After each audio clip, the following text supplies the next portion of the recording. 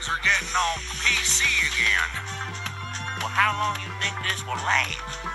Lasted about 6 years last time. We got at least 5.9 years to go. It's official. 2015 is canceled.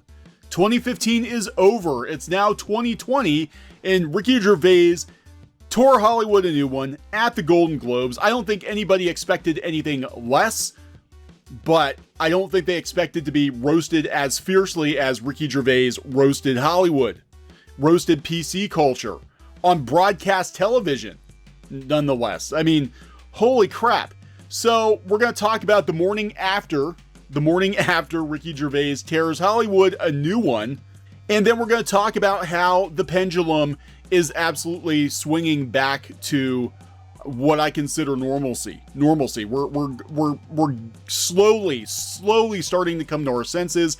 And I think that at least for the next few years, Hollywood will not be dictating the social conscience of America anymore. And there is a lot of supporting evidence just in the last few months that we are coming out of a 5 or 6 year period where Hollywood thought they were the moral authority for America. Hollywood thought they could dictate what everybody thinks and says, and Hollywood basically had instituted reverse McCarthyism, but they pushed it outside of Hollywood onto all of the United States, all of the world. And people are pushing back, and comedians are leading the way.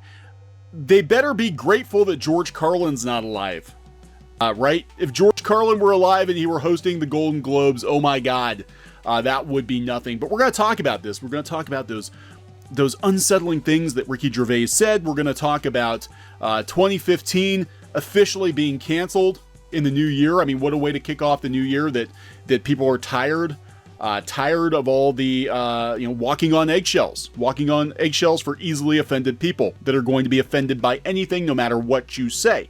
So before we get into the video, please subscribe for more pop culture news, views, and rants. We're at about 87,000 subs. Thank you for that, guys. Hoping for 100,000 soon. So yeah, Ricky Gervais, man, he hit the hornet's nest. And the thing is that I'm not getting the takes on this that I thought we would get. In fact, a lot of people are just ignoring Ricky Gervais and stepping over him. It depends on the outlet. Whether or not they're actually going to talk about him. But you go out to the news, and it's just like, Ricky Gervais said mean things to Hollywood, the best and the worst. A lot of people just stepping over Ricky Gervais, not addressing the elephant in the room that he's right. And you know what? A lot of these Hollywood elites sat through his monologue. They did not get up and protest. However, Beyonce did protest Joaquin Phoenix winning for Joker, winning Best Actor for Joker. But we'll talk about that a little bit later. And Joker is another reason why, it's very clear that 2015 is over. So even the New York Times, though, didn't slam Gervais as hard as they could have. Now, the interesting thing about Ricky Gervais is that, before people go accusing him of being an alt-right Yahtzee, Ricky Gervais is a Trump-hating liberal. Okay, so for him to come out and be like, y'all are taking yourselves too seriously. And if you watch the roast, and I'll put a link to, I'll try to find the whole roast in its entirety. There are uncensored versions of it, but he's basically telling people, we don't want to hear about your politics, and you're all full of yourselves. And you're all hypocrites. You all pretend to be pious. You all pretend to be the moral authority. And, he called out Apple. He called out Disney. Told them that they were hypocrites because they're trying to be the moral authority, but they're using cheap Chinese labor. I mean, it went on and on, but I like this take. The Ringer. Good riddance to Ricky Gervais, the sneering, purposefully intolerable Golden Globes host. He still got it, however much it thrills or disgusts you. Yeah, there's a lot of talk on Twitter about how problematic Ricky Gervais is because he doesn't toe the line. And the thing is, and we've talked about this before, because we do talk to people in Hollywood. All of Hollywood does not feel this way. All of Hollywood is not full of quote-unquote SJWs, right? It's a small minority of people who have power that are lording it over other people. If they want to continue to work in Hollywood, then they got to say the right things, do the right things. signal on Twitter. And in Hollywood, since Hollywood has gotten chummy with the comic book industry and the animation industry, well, the animation industry has always been Hollywood, but it's always been kind of an outlier. That's why you see a lot of the things, or you have seen a lot of things that you have in comics, in animation, over the last 5 years. And same with video games. Video games have kind of gone Hollywood too. But we're seeing a lot of this stuff being walked back. So let's talk about Ricky Gervais' monologue, and then I'm going to talk about what I think is actually going on here. And this is going to be good news for those of you who are tired of having to walk on eggshells. Behold, Ricky Gervais hosting the Golden Globe Sunday night for the 5th, and he repeatedly insisted last time, sneering through yet another monologue, winding up for a joke about how The Irishman was too long. Here we go, let's do this, poisonous daddy. The meme is like 58 years old, but so is he. The Irishman was amazing, Gervais began. It was amazing. Long but amazing. Oh man, this is going to be brutal. I can't wait for the punchline. Oh wait, that was the whole joke. Yeesh, his monologue is terrible. It wasn't the only epic movie, Gervais continued, to his very particular and visceral brand of not laughter. Once Upon a Time in Hollywood, nearly 3 hours long, Leonardo DiCaprio attended the premiere, and by the end, his date was too old for him. Oh wow, his monologue was kind of spectacular. I'm sorry, but that's hilarious. He was definitely not sorry. Next, a Prince Andrew reference. Next, the world got to see James Corden as a fat pussy.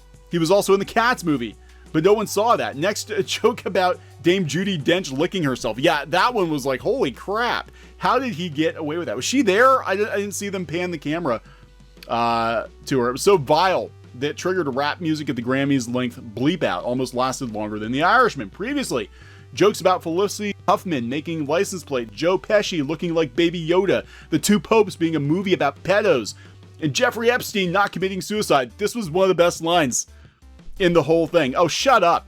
I know he's your friend, but I don't care. Yeah, right? And you look around the room and there's a lot of genuine laughter and a lot of nervous laughter, because I think he hit pretty close to the bone. One of the best ones was Apple, because right before he delivers his line about Apple and Disney using Chinese labor, they pan to Tim Cook. Yeah, very nervous Tim Cook, Apple CEO. Awesome. You say you're woke, but the companies you work for, he says, unbelievable. He sneered at these beautiful people. If ISIS, I don't know if I can actually say it on YouTube. Can I say it on YouTube? I don't know. If they started a streaming service, you'd call your agent, wouldn't you? Basically saying that these horrible companies are starting streaming services, and all you people who claim to be the moral authorities have no problem working for them, do you? So this is what he said about people winning awards, and then they want to use the awards to push their political agendas. He said, if you win an award, don't use it as a platform to make a political speech, right? You're in no position to lecture the public about anything. You know nothing about the real world. Most of you spent less time in school than Greta Thunberg. Ooh, how dare he? How very dare he? How dare he?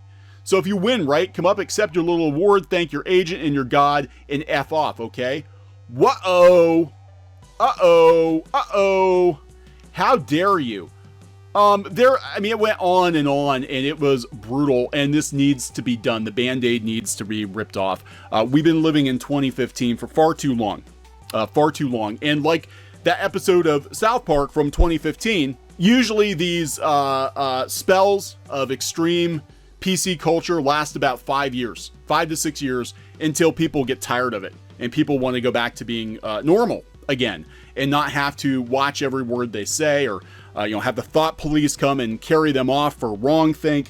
And, here we are, 2020, the Band-Aid gets ripped off at the very start of the year, very publicly. And this is after some other things that sort of indicate to me, I believe, that we are coming out of this extreme PC spell in the entertainment industry, because people are tired of it. You can't lie to yourself and lie to everybody else for that long. Now, of course, we have outlets like the Mary Sue finding out that Ricky Gervais hosted. Can we not? Ricky Gervais to host Golden Globes for 5th time. Thanks, I hate it. Of course you do. Because, part of coming out of 2015 after 5 or 6 years is that a lot of these digital media outlets are closing up shop. We talked about it. Vice and Vox and BuzzFeed laid a bunch of people off, I guess, and Collider's imploding. And they weren't really that far left, but you know what I'm saying. You know, a lot of these news outlets that have been trying to control the narrative and have been used by certain individuals within the Hollywood system to try to control America's moral compass, they're not sustainable, because the reality is that most people don't think like the people in charge. It's very few people who have a very large megaphone. And the general public, including a lot of people in Hollywood, are tired of it. You know, we're seeing it in comics. You know, comics, sales were in the gutter because we had a lot of people, super PC people, who were saying stupid stuff on Twitter that was affecting comic book sales. In fact, can we just get rid of Twitter? It's 2020. Let's shut Twitter down. I mean, Tumblr's basically gone, right? They shut down Tumblr. There's no porn. I don't know if anybody's still using Tumblr now because there's no porn. I don't know. I know that the traffic took a hit. This is just sort of indicative of what is going on now, because we're seeing a lot of things. Again, these digital media outlets that had basically attacked fans for having the wrong moral opinions for years. A lot of them are folding, getting sold off for next to nothing, consolidating. Before Ricky Gervais, we had comedians like Dave Chappelle and Kevin Hart getting all kinds of flack, for saying what everybody else is thinking. But Dave Chappelle was incredibly successful with his comedy show. Kevin Hart, a lot of people came out and supported Kevin Hart, including Ellen DeGeneres. She came out and supported Kevin Hart. So comedians are leading the way. And again, can you imagine if George Carlin was alive today? There wouldn't just be 7 things you can't say on television. It'd be like 37 things you can't say on television. He'd say them all. He'd say them all on live TV, and he would have no regrets about it, because, part of being a liberal, an actual liberal, is that you believe in freedom of speech, freedom of thought, and that's something that's been lost on Hollywood. They don't believe in that anymore, or at least some of the people who control the output of Hollywood at this point don't believe in that. But we're seeing Hollywood backpedal. We're seeing, this is funny, because I was looking for more people. Now, Tom Hanks was kind of like, that look on his face, his wife is laughing. That look on Tom Hanks' face is, it's funny, it's true, but I can't laugh because people are going to call me out for it later, is what's going on here. And in fact, most of the room, this is going to be really interesting. It's going to be really interesting to see what happens in the coming weeks. Most of that room, you pan around the room, they're laughing. They're laughing. If they were really the moral compass that they claim to be, Hollywood, a lot of people would have just gotten up and walked out and been like, I can't tolerate this nonsense from this toxic male comedian. And they didn't do it. They sat there, they had a laugh. They all know it's true. Again, we know people in and around Hollywood. We know a lot of people don't agree with what's going on in Hollywood right now. But, between the people who have the power, who control the output, a small handful of people in Hollywood, and the media, the media that supports them, they've been able to control the narrative for 5 years, 5+ years, and it's ending. It's ending. You look at what happened with Ghostbusters 2016. Ghostbusters 2016 became a rallying point for Hollywood. Like, men are canceled. We're getting our Ghostbusters, and you toxic man babies. It was a huge bomb. Ghostbusters Afterlife completely eradicates Ghostbusters 2016 from existence, because I think a lot of people in Hollywood didn't think it was a good idea either. But they had these individuals, these activists, whispering in their ears and telling them this was the next market. You need to get in on this. This is what everybody's going to want. And they didn't want it. Nobody wanted it. Rise of Skywalker undoes The Last Jedi. They're walking it back. They undid so many decisions from The Last Jedi, which was being praised by the media. Praised by the media as being the woke take we need on Star Wars now. And guess what? People hate it. They hated it. They hated what happened to Luke Skywalker. They didn't like the new characters. It became a very divisive movie that damaged the franchise. And I think that's what Ricky Gervais is saying, especially about the comment about the streaming service, right? It doesn't matter what your quote unquote morals are, what your, you're not pious, because you will go work for companies that do horrible things, and you have no problem with that, but then you're going to use that platform to call other people out for their day-to-day language or whatever. It is disingenuous. It's all a show. And that's what he's saying. Hollywood is fake. Well, we knew that. Did anybody doubt that? I don't think anybody doubted that. We had other bombs this year. We had Terminator, Dark Fate, bombed horribly. Again, using quote-unquote woke marketing, it bombed. Nobody wanted to go see it. We had, Men in Black 4, same thing, bombed. Nobody wanted to see it. Charlie's Angels reboot, bombed. Nobody wanted to see it. Are you seeing a pattern here? Hollywood only cares when money's involved. And that's it. It's hitting them in the wallet. And I think 2020 is going to be the year that the pendulum swings back to the middle, because it has to, because Hollywood has to realize that statistically, the people on Twitter don't make up a large percentage of your sales at all, if at all. In fact, many of the people on Twitter are just noise. They're not actual customers. And Hollywood is learning the hard way. They're learning the hard way that this is not working. What they've been doing for the last 4 or 5 years, 6 years, it's not working, and it's going to come to an end. There are going to be people in Hollywood that are going to have really extreme views. Of course, there always are, but the vast majority want to make money. You have to make money. You can't have that lifestyle. You can't live that large life, right? If you're not making money. So yeah, he just ripped the Band-Aid right the F off. So let's go out to the New York Post, Golden Globe 2020. Again, 2020, not 2015. Ricky Gervais hits Hollywood stars exactly where it hurts. How Hollywood sees itself, dedicated craftsmen, important artists, world thought leaders. How Ricky Gervais and everyone else sees them, criminals, perverts, and dopes. A gang of pretentious jerkwads who dropped out of high school when people noticed they were pretty, then mistakenly started to think their insights on world affairs mattered. Hired to host the Golden Globes for the 5th and last time, definitely the last time, Gervais saw it as his duty to tell Hollywood to F off, and that's exactly what he did. All those comics who think they're bold, they bite the hand that feeds them. They speak the truth to power. This is how it's done. This is how it's done.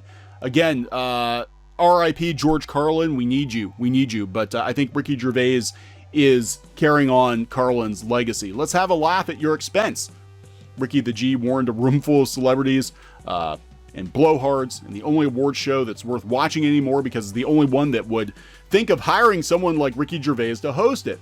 Thank you, Hollywood Foreign Press Association, and yes, you have my permission to print this column in the Bulgarian scandal sheets and the Azerbaijani websites you work for. Gervais slugging what looked like a pint of beer but probably wasn't. Oh, I bet it was.